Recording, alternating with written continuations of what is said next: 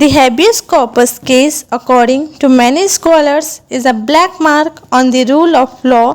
The case entails Dicey's third principle of rule of law. The legal question in this case was whether there is any rule of law over and above the constitutional rule of law, and whether there was any rule of law in India apart from Article 21 of the Constitution regarding right to life and personal liberty.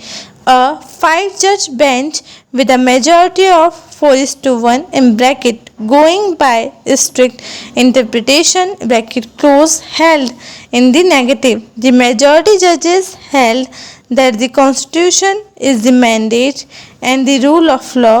They held that there cannot be any rule of law other than the constitutional rule of law, excluding moral conscience.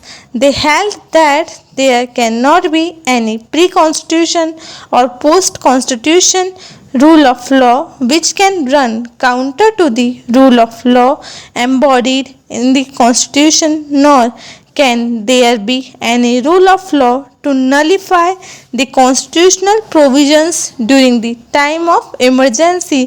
The majority judges held that Article 21 is a rule of law regarding life and liberty.